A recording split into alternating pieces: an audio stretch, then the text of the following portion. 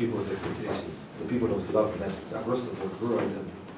Unfortunately, because of electoral results, there shall be some biases, especially from central government. Central government is going to be a bit more sensitive to where it believes there's a stronghold. And this is the rural areas. And they will try as much as it's possible to maintain support, both in terms of material, fertilizer, inputs, etc., etc. Particularly because of the fact that it is predicted we are going to have a drought because of El Nino. So essentially there will be again a sort of binary. Maybe the central government tells out what you support, what one support. Obviously, that's what they support them. About animal inputs and so on. Madoroba, they might not be so enthusiastic. But when they use devolution, they're going to try as much as possible to blame the opposition for any failures in local government, particularly urban areas, Harare, Blawa, even Marunda, where the opposition won. So the big question that then emerges from all of this is the public expectation of something called performance legitimacy. The big challenge for all the political parties that participated in the election, particularly those that got some seats, both in local government and parliament, as well as those that won the presidency in disputed circumstances, is can they perform? Can they deliver on what they say? This is our promise. And also, I don't think they'll be able to deliver. Some of them will overtry it. Their templates is too much of a free market template. They will have limited control about which business does what. And business can tell you, Sean, you just want this tax concession is good. But that is why perhaps the role of China, Russia, and others is very important going forward, to back either the central government or to back investments, particularly in infrastructure, and perhaps create some jobs, but the jobs will not be enough. So the primary challenge all parties face is one of performance legitimacy. And I don't think they'll rise to the occasion, not only because of their ideological framework, which is neoliberal and similar between them, but also because they have too much of a competitive elements to their policies and politics, internally within the ruling party, as well as in the opposition, but also between themselves, because I know that both parties have announced that they are doing thank you rallies. Now, I thought the season of rallies was over, but if you are going to be thanking people, not necessarily beyond partisan lines, clearly there's still election here. We do talk about votes, and we do talk about 2023, not 2018. It doesn't work. It creates a continually polarized national economic and national political culture, and one, of course, which I'll say this though it's very dangerous, which has a borderline risk of creating personality cults around political activism and political leadership. Almost like wanting to own the crowd, own the country, and cementing yourself as an individual over and above parties or essential democratic rules and regulations. It's a big risk to our political culture. And I always wonder why we mix religion and politics in the same, but we now do. God is in it, voice of people is voice of God. Those are that people. We should try, going forward as Zimbabwe people, to separate the two. Otherwise you create chaos. And you create people who claim that God is on my side. But we know that in football, all football players pray before the football game. But one team wins. Or they still pray to the same God afterwards. So there's no one with a special limit to God, particularly in politics, and in Zimbabwean politics for that matter. We should try as much as possible to distinguish between religion and politics. So I have about 2 more points to make, because I know I have 10 minutes, and I know that I was supposed to mix it with shorter but more time. The political landscape will have about 4 key elements after the election. First of all, the economic template is a neoliberal one. That is the free market. When Nagago was speaking yesterday at some meeting at the showground, he was protecting business. The intention is to bring in a lot of foreign direct investments, create a free market economy and environment where hopefully more jobs are created. But there's no guarantee a private enterprise will seek to employ Form 4 school leavers more than you will just seek to make money. Business is about profit, it's not about public interest in most cases. But where you pitch business interest as public interest, you're running the risk of having a crisis of expectation, an inability to control business. Because business, when you say ease of doing business, it means you cannot instruct business to give so and so a job in such and such a place. They'll tell you it's not profitable. So that is the risk that these guys are taking. And this is the same not only with central government, as I've indicated, but even with local government, where the opposition is a greater majority of urban councils.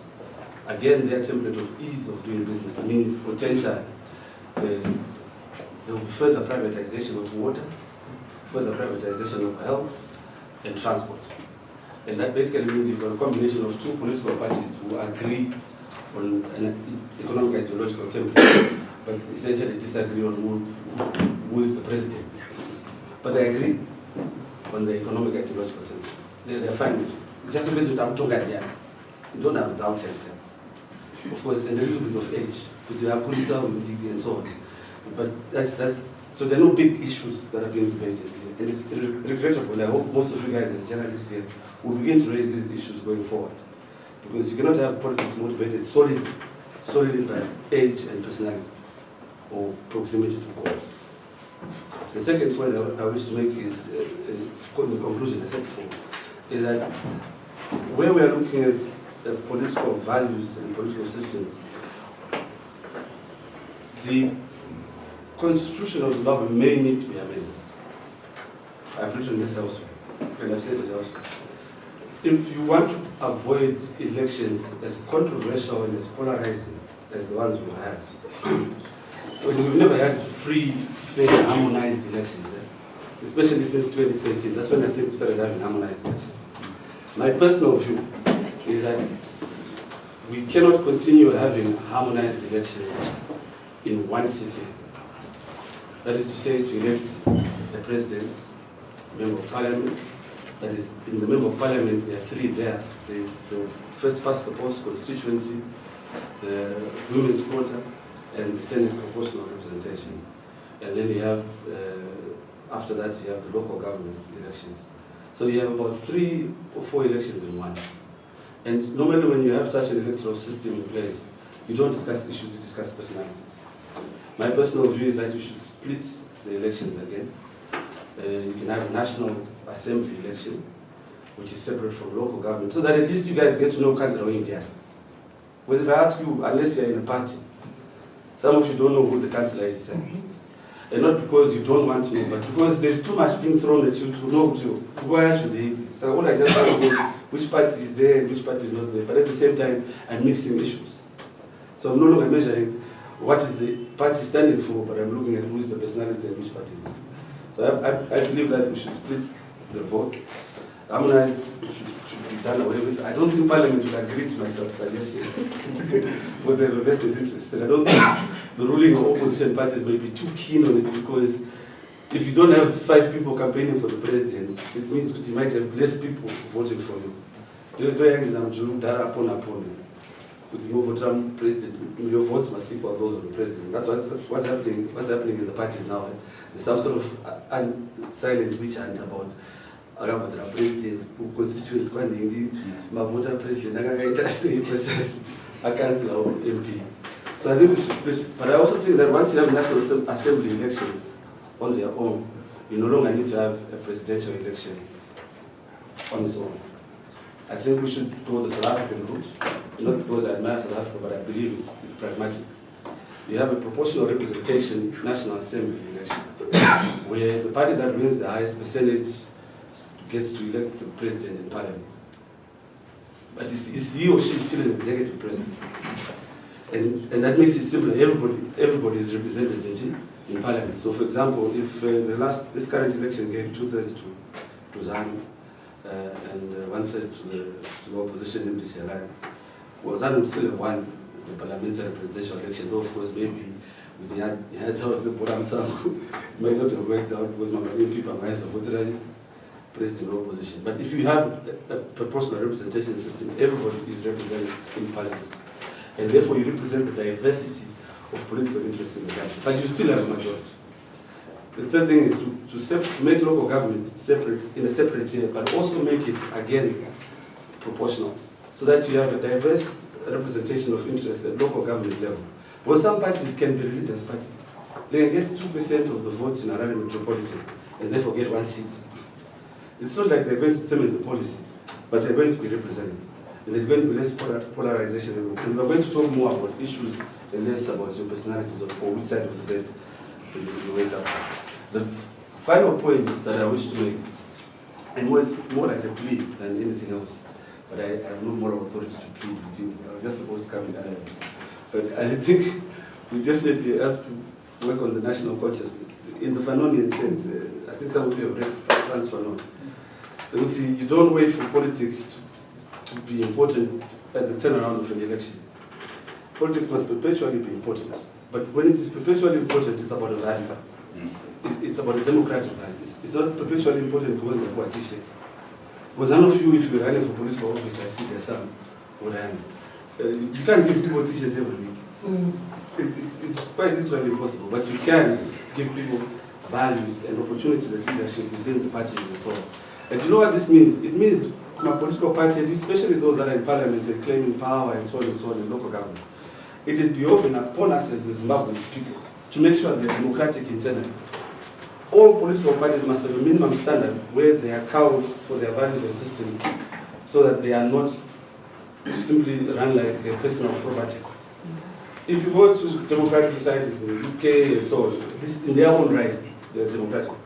Their parties have an internal democratic culture. If you lose an election, for example, you resign. You don't run again. Okay, if you have a general election, you resign. I'm not suggesting that for anyone here. But it's a direct result of an internal democratic. But where we don't bring our political parties to account, whether they are ruling, opposition, or even nascent, like ones that are formed 2 days before an election, that's clearly wrong. It's not democratic. You're simply forming a party because you feel like you should extend the list on the ballot paper, but we don't know what you stand for, we don't know what you do, we don't know. And you're also using taxpayers' resources because the ballot paper is printed through money paid for by us. So to conclude, I think the future is not so. It's not. You should not consider it with too much trepidation or fear. The future represents more opportunity than threats. That is my personal view. And I think we should take them up not only just on the basis of the occurrence of the opportunity, but more importantly on the basis of what value, what democratic value and opportunity brings. So for example, if I have said, and I'm talking here from the basis of an opportunity, if this government is saying peace, what, etc., etc., even though we may not trust it or we trust it, the point is I'm taking an opportunity to then argue with it. Going forward, we do not need first past the post. We don't. But if I'm going to be asked to speak at a political party conference, I'll still say the same thing. And I'll say to the parties, it protects your interests. It means your party doesn't die. It means you remain in office, or at least your party may remain in parliament. It may mean that some smaller parties may never rise to that level, but with hard work they will be there. We have EF, for example, in South Africa and so on. They're now in parliament, and they're still looking forward to being in parliament and local government going forward. So the future is not one with reputation, it has opportunities.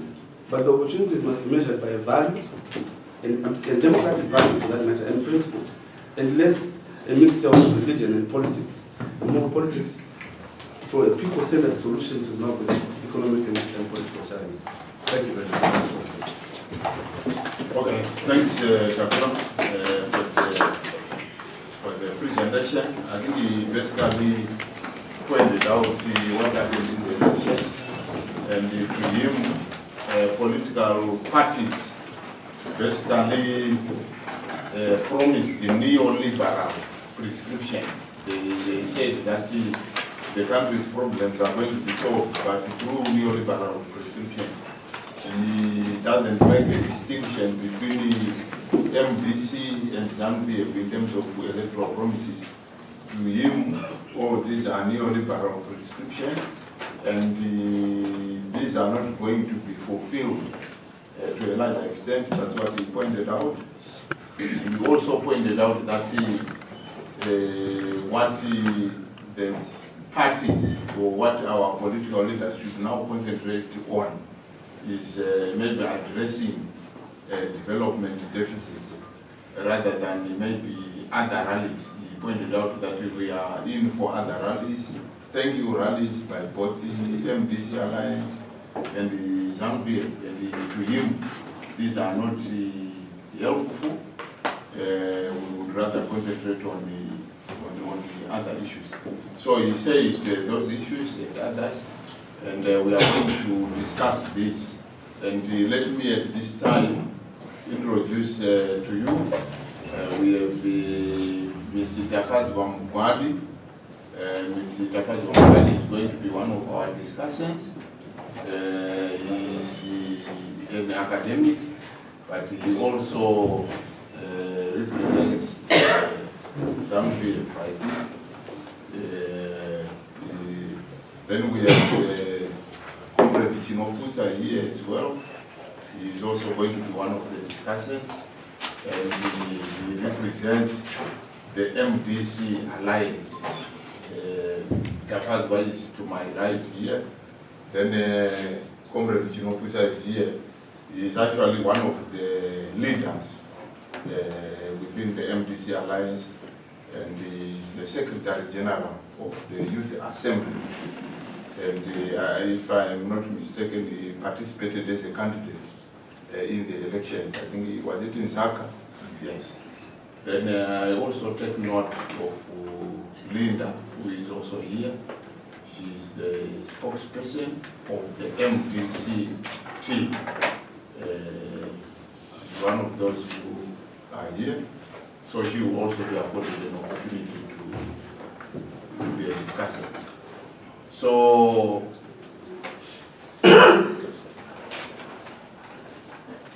so they will present after the presentation on the economy and on the media, so that after their presentation you will straight away go into a question and answer. So I now call you upon you, Chief, to present on the economy. All right. Thank you very much, Ines. Thank you very much, everyone, for coming. Okay, for me, I think I would rather not be quoted as Zimbabwe Human Rights NGO Forum, because I won't necessarily be speaking their views on the economy. I'm looking at the economy as a policy analyst, not as Human Rights Forum, for those men who are writing their stories, if that's okay with you, please. Because I'm not necessarily like a representative of the organization on this particular platform. All right, what we have to look at on the economy, what are the prospects? For instance, the biggest challenge at the moment that we have is actually the issue of uncertainty. I think my brother Takura was raising it, but maybe in different terms. It's the issue of uncertainty. People are not sure what tomorrow holds. That is the biggest challenge that we're having in Zimbabwe. As we're speaking right now, the reason why there's no money in the banks is simply because you can't take your money to the bank, you're not even sure whether it's going to come out. You're guaranteed it's not going to come out. I can't even say I'm not sure. You're guaranteed it's not going to come out. So no one wants to bring in money into an economy that they're not sure whether they're going to get their money out. That is the biggest challenge that we have. Yes, in terms of the manifestos, people were talking neoliberal policies, people were talking pro-business, Zimbabwe is open for business. But it's very difficult for any investor to want to come into Zimbabwe without certain guarantees. For instance, what investors want is to know, if I bring in $100 million US, will I take it, will I be able to take out my $100 million US if I say I now need my money? If I bring in my money, my $100 million US, if I just want to take out the proceeds or the profits, will I be able to take out that money? And the truth is, you will not be able to take out your money. That is the current status that we have in Zimbabwe. The other problem that we also have in Zimbabwe that ties into the liquidity challenges, right? And another problem that we have is the issue of the massive debt that Zimbabwe is entangled in. For instance, I think it was a week or two before, the Reserve Bank governor said that we are going to clear the arrears that we have to international financial institutions, the major ones. That's your IMF, World Bank, African Development Bank, which is to the tune of $1.8 billion US. These are simply the arrears. Let's get it straight. These are simply the arrears. The debt that we have is way bigger than that. I think at the moment, domestic and international, I think we're almost close to 20 billion, if I'm not wrong, at the moment. Problem is the figures tend to fluctuate or to increase based on who's speaking and based on what platform they're seated on. Right. So the situation that we have is that he is saying we'll clear that in 6 months. To me, that is fictitious and borders on lies. Let me be frank with you, and I'll justify my case. Why I'm saying it's based on lies. The same Manguja told us in 2015 when they signed what is called the Lima Agreement in Peru to say that we are going to clear the debt arrears that Zimbabwe had, right? The 1.8 billion. But this is now 3 years down the line. The same arrears, we're still talking about them today. So if you fail to clear the arrears in 3 years, what's going to make you be able to clear it in 6 months? That's my simple economic logic. The other thing is, out of clearing 1.8 billion, what the country only managed to clear was 110, I think it was between 180 and 110 million US dollars, which we cleared to the IMF, of which this was not even our money. This was what we called SDRs that we held with the IMF. That is what we simply cleared. Money that they had given us as a particular loan, we simply took it and said, guys, we're paying you back your money. Are you getting the point? So it's not like it was internally generated money. So to say we'll clear 1.8, come on. Let's find a better story for another day, right? And then what we also have to realize, when you talk about this debt, there is the current thing that is happening where there's been the issuance of treasury bills. Treasury bills are what is currently running the Zimbabwean economy. What do I mean? What we are saying is, government, we all know, is broke. Government does not have money, but government has got things that it has to pay for. It's like a father. You do not necessarily have maybe an income, or you have an income, but your income is so small. Let's just say you earn $400 US, right? Let's just say $400, because if you say US dollars, it takes a different connotation. Let's say you earn $400, but then your expenses are 1,000 every month. So what it means is that either you cut on your expenditure and make sure you live within your $400, or you simply have to go to Takura, borrow $200, go to the next guy, borrow $300, until you get to the 1,000. That is the situation we have in Zimbabwe. Government has got $400, but government is refusing to cut its budget and agree to say, my man, if it means toburisa vana kuzvikoro kwatativaendesa kwatinodhura tochivaendesa chi kwatingabhadhara $50 ngatitei izvozvo my man. But government is saying no, ino wangu mwana ndinoti aramba achienda kuchikoro icho chaichi kwaidzidza mazuva zvaita sei pazvaifaya. So it means you have to continuously borrow. That is what the government of Zimbabwe is doing. So it is borrowing through what are called treasury bills, releasing of treasury bills, and then banks and pension funds take up these treasury bills, right? And when they take up these treasury bills, it means that the quantum of domestic debt actually increases. I'll give a few figures so that you understand what we're talking about. For instance, for the past 5 years, that is between 2013 and 2018, the domestic debt has risen by 1,400%. Yes, you got me right. By 1,400% is what the domestic debt has risen by. In 2013, it was around 442 million US dollars. Now it is at 6.3 billion US dollars. That's the domestic debt. This has been caused by the unrestrained expenditure that government has been having. For instance, government has been, for it to fund its programs, your command agriculture, command livestock. I think my brother was saying, command livestock, command agriculture, command fisheries, to pay, for instance, for civil servant salaries. The money is not there. So the best way is to borrow from the market and then pay all this expenditure. So that's the reason why now you are buying cash from the street. Maybe some of you didn't understand why there is this thing where you are buying cash from the street. Eco cash bond, eco cash, those, and some people are making a living out of it. I was laughing the other day when somebody was joking and saying that it doesn't make sense that I go to work so that I earn a salary that I now take to somebody who's unemployed to sell to me so that I can have money in my pocket. That is what is happening. You go to work, the money comes into your account, and then you transfer it to an unemployed young man who then gives you the cash. That has been caused by the treasury bills that has been released in the market. What it means is government has been creating what is called fiat money. Aipo money is more like fecha. It will create animal balances, RTGS. And because of that, then you pay the civil servant. You just create it, then you push it into the civil servant's accounts. Then somebody else wins a tender to supply certain things. Let's say you're supplying cars. Then you're given those monies. They're just bank balances that are in your account. But then they are not matched by US dollars in the Reserve Bank. Are we together? So because there is no US dollar equivalent of what is there in RTGS form, it now means that somebody has to simply what? Make sure they get the US dollars to go and import the cars. My brother, you get a tender today. Can you supply us with 200 Isuzu? What it means is, can I usika badal with hard currency? You know, transfer your Maria. Then you are going to quote them the money, including the rate you're trying to Maria, which maybe today is 75–80%. So it means if your car was 30,000 or 40,000, you simply say times what? That 40,000 times 80%. So that you go on the street, you buy the US dollars, and then you go and import those cars and bring them in. Are we together? So it means there are those bank balances that are simply there, but they're not matched by US dollars in the Reserve Bank of Zimbabwe. A pharmacist who also wants to buy drugs, he has to go through the same process.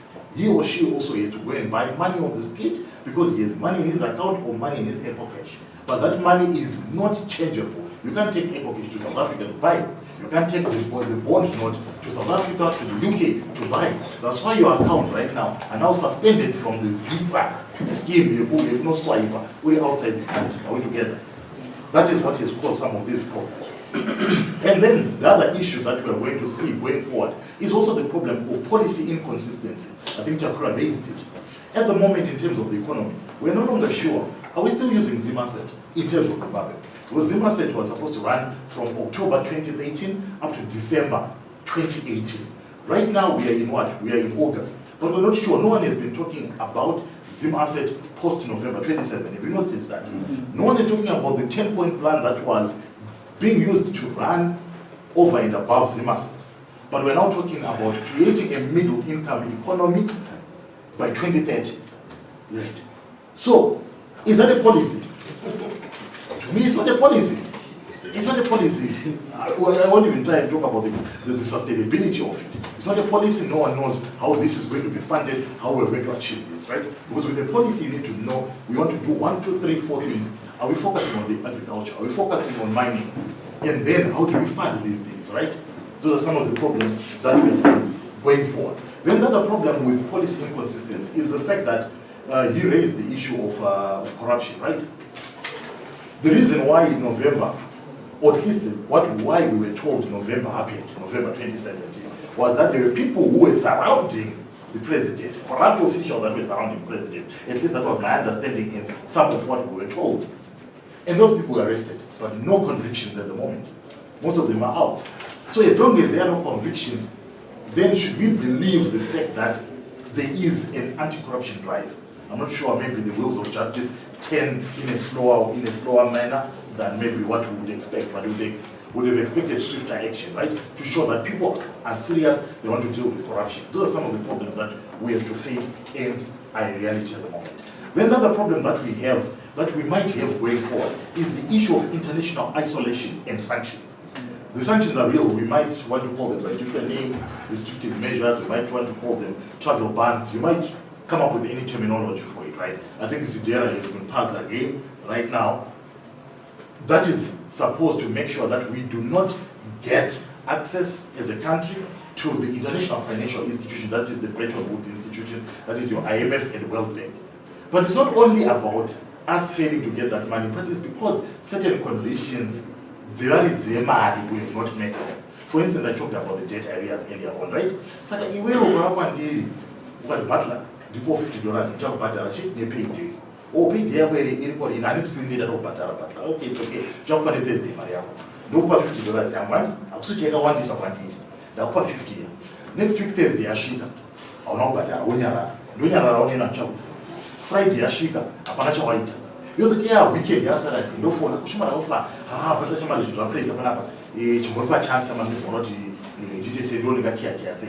The next week you are still quiet. You also shake at the other month, you still have not paid. Then after that, in my discussion with Chakura,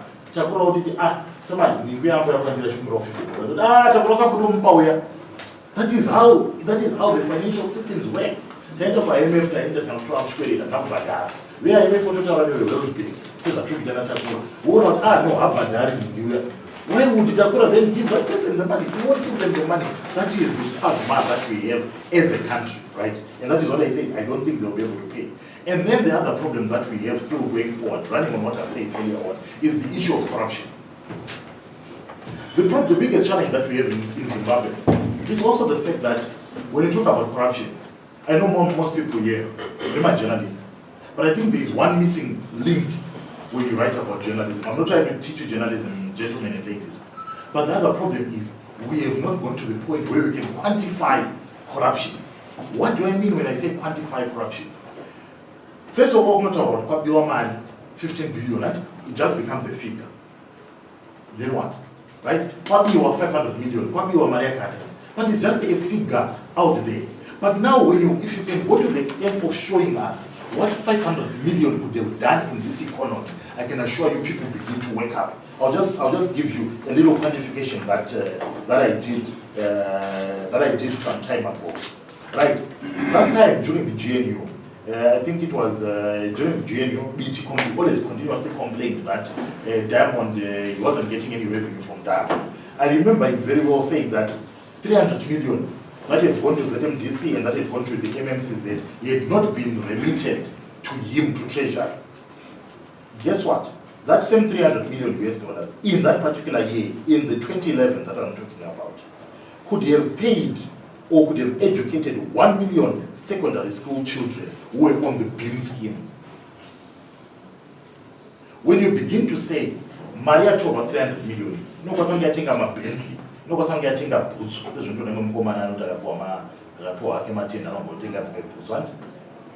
what we are saying is, if you quantify and say that 300 million, it could have paid for 1 million secondary school children's fees for 11 years. But he didn't get to run one or two people.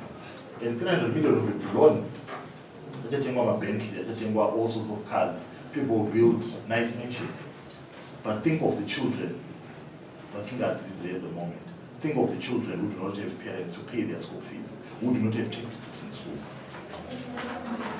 1 million could have had their secondary school fees paid for a good 11 years. Try and think about what difference all that would have made. Last time I think you've now forgotten about it. Can't be doing it. You still remember it? That gentleman. That is what we do. That is what we seem to specialize in. But that's what we are as Zimbabweans. I'll show you something. The National AIDS Council in 2012 quantified that at least 350,000 people living with HIV and AIDS might by this year, 2018, fail to get critical medication. ARVs that they get for free from government. But guess what? It was at a time when some people at Christmas were paying themselves more than 1.1 million, like 14 people were paying themselves 1.1 million US dollars every month. Guess what that amount could have done? That amount which was paying those guys could have paid for 61,111 people's ARVs on a monthly basis. Right, I'm being told to wind it up. But that is the extent of the problems that we are seeing. But going forward, maybe what are some of the solutions? What do we see? What can be done to make sure things are better? I believe that considering, I think, whether the elections, we want to say whatever we want about them, but it's already there now. We know we're set with ZANU-PF for the next 5 years. A leaner cabinet would do it. At least a cut on government expenditure that I raised, that has brought us to the current problems, might fix things. And then the other thing that is needed, building trust of the Zimbabweans. I don't know how that can be done, but Zimbabweans need to have that trust now. But problem, once beaten, twice shy.